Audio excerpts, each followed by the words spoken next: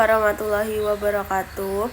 Saya Amelsa Juni Sasika dari kelas 2B. Saya ingin mempresentasikan tugas tutorial 3 perkembangan peserta didik, yaitu menganalisis kasus Andi.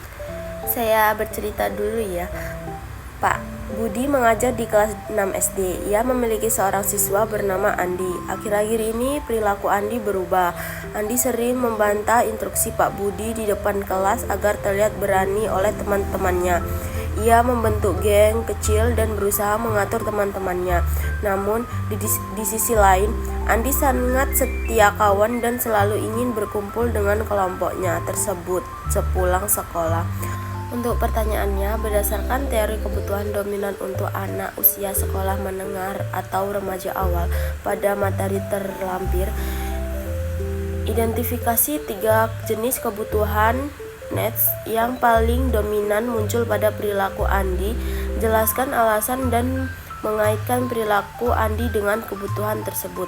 Untuk soal yang kedua, sebagai guru nih, bagaimana cara Anda memfasilitasi kebutuhan autonomi needs dan needs for dominance Andi ke arah yang positif agar tidak mengganggu kelas? Jawabannya untuk yang soal pertama, yaitu berdasarkan perilaku Andi, kebutuhan apa yang paling dominan. Kebutuhan yang paling dominan yang pertama, need for affiliation, kebutuhan diterima kelompok. Contoh konkretnya yaitu Andi ingin punya geng, ingin mengatur teman-temannya, dan ingin tetap dikenal setelah masuk sekolah baru. Untuk yang kedua, need for power, kebutuhan berpengaruh atau diakui. Ia ingin terlihat berani, suka memimpin, dan mencoba mengontrol teman. Untuk yang ketiga, need for achievement, kebutuhan menunjukkan kemampuan diri. Andi sering menantang Pak Budi di depan kelas sebagai cara menunjukkan diri bahwa ia mampu dan berani. Untuk jawaban nomor 2, penjelasan perubahan perilaku Andi dilihat dari kebutuhan tersebut. Yang pertama, affiliation. Andi sedang memasuki masa transisi ke remaja awal. Ia ingin punya kelompok yang solid karena itu membuatnya merasa aman dan diterima. Pembentukan geng adalah cara ia mempertahankan hubungan sosialnya. Untuk yang kedua, power. Untuk menunjukkan identitas baru ketika akan masuk SMP, Andi mencoba tampil dominan agar dipandang kuat oleh teman-temannya. Untuk yang ketiga, achievement. Menantang guru dapat menjadi bentuk pencarian pengakuan, yaitu ia ingin terlihat menonjol dan mampu menguasai situasinya. Untuk jawaban yang kedua, peran guru memfasilitasi kebutuhan autonomi needs dan needs for dominance pada Andi tanpa mengganggu kelas. Untuk yang pertama, autonomy needs, kebutuhan kemandirian. Beri Andi tanggung jawab positif, misalnya menjadi ketua kelompok belajar atau koordinasi tugas. Untuk yang kedua, libatkan Andi dalam pengambilan keputusan kecil di kelas agar ia merasa suaranya penting.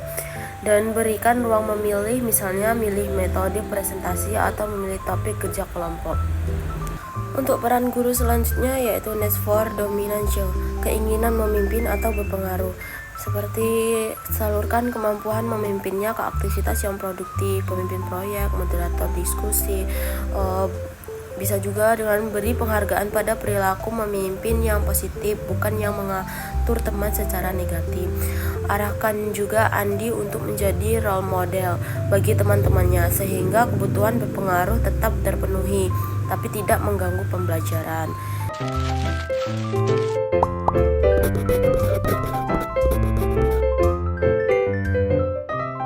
Untuk soal yang kedua yaitu perkembangan kognitif Kawarna-Sheshe. Teori Kawarna-Sheshe membagikan perkembangan kognitif menjadi 5 tahap. Saat ini Anda, mahasiswa, sedang menempuh pendidikan S1 sambil mungkin bekerja atau mengurus keluarga.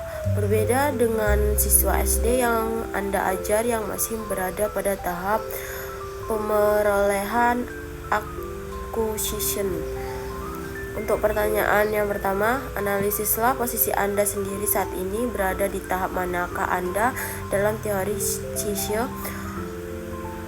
Berikan bukti konkret dari aktivitas keseharian Anda, kuliah, kerja yang mendukung argumen tersebut.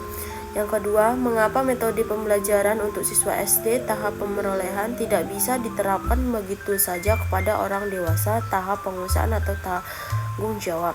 Jelaskan perbedaannya berdasarkan tujuan penggunaan pengetahuan mereka.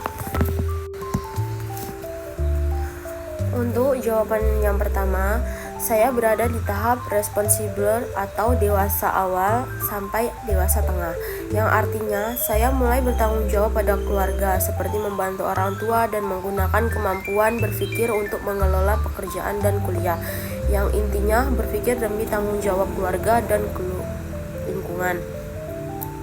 Untuk contoh konkretnya dari saya, aktivitas keseharian saya pribadi bekerja di dekorasi dan kecantikan, yaitu make up untuk acara tertentu. Mengapa saya mengambil kuliah di Universitas Terbuka? Ya karena di Universitas Terbuka ini waktunya fleksibel, jadi saya bisa kuliah sambil bekerja. Untuk saya sendiri kerja untuk kuliah ya, jadi saya bisa membuat perekonomian keluarga saya, dan saya menggunakan biaya kuliah dari hasil sendiri. Jadi saya bisa dibilang sudah mulai bertanggung jawab pada keluarga dan menggunakan kemampuan berpikir untuk mengelola pekerjaan dan kuliah. Untuk jawaban nomor 2, mengapa metode pengajar SD tidak cocok diterapkan pada orang dewasa? Jadi siswa SD berada pada tahap pemerolehan. Siswa SD itu fokusnya mengumpulkan konsep dan pengetahuan dasar. Untuk orang dewasa berada pada tahap tanggung jawab atau eksekutif, sehingga orang dewasa butuh pembelajaran yang bermakna, langsung bisa diaplikasikan ke kehidupan nyata atau problem solving. Orang dewasa punya pengalaman hidup yang mempengaruhi cara berpikir, sedangkan anak SD belum. Anak SD perlu banyak pengulangan, contoh konkret dan instruksi sederhana. Orang dewasa butuh ruang diskusi, analisis, dan pemecahan masalah nyata. Perbedaannya terletak pada tujuan belajar. Tujuan anak memperoleh dasar pengetahuan, sedangkan tujuan dewasa menggunakan pengetahuan untuk memecahkan masalah dan mengambil keputusan. Jadi, untuk anak berada di tahap pemerolehan, untuk dewasa berada di tahap responsible atau bertanggung jawab.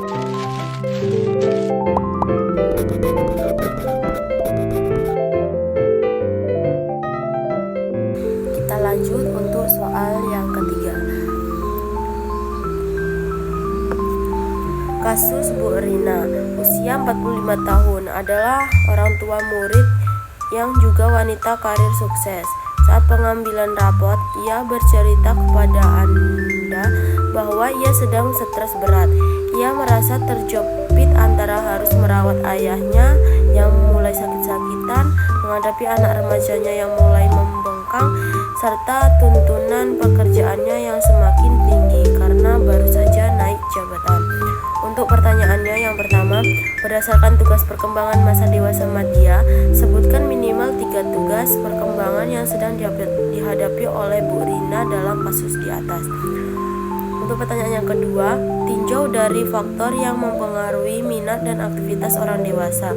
Jelaskan bagaimana faktor status sosial ekonomi dan mobilitas sosial Bu Rina mempengaruhi keterlibatannya dalam kegiatan sekolah atau pengasuhan anak. Jawaban untuk yang nomor 1 yaitu 3 tugas perkembangan masa dewasa Madya yang sedang dialami Bu Rina. Yang pertama, menyeimbangkan peran kerja dan keluarga. Ia bekerja tetapi harus merawat orang tua yang sakit serta mengurus anak. Yang kedua, menjalin hubungan keluarga yang harmonis. Lanjut di jawaban nomor 2, pengaruh status sosial ekonomi SES dan mobilitas sosial terhadap keterlibatan Bu Rina. Yang A, status sosial ekonomi atau SES. SES yang tinggi atau rendah mempengaruhi waktu dan energi Bu Rina dalam kegiatan sekolah. Karena pekerjaan dan perawatan orang tua menyita banyak tenaga, keterlibatannya di sekolah anak jadi berkurang. Tuntutan ekonomi juga dapat membuat Bu Rina lebih fokus pada karir daripada kegiatan sekolah. Yang B, mobilitas sekolah. Yang pertama, kenaikan jabatan, mobilitas sosial naik, meningkat tanggung jawab pekerjaan. Hal ini membuat waktu Bu Rina semakin terbatas untuk hadir dalam aktivitas sekolah. Namun, mobilitas sosial juga memberi kemampuan lebih dalam menyediakan fasilitas pendidikan untuk anak.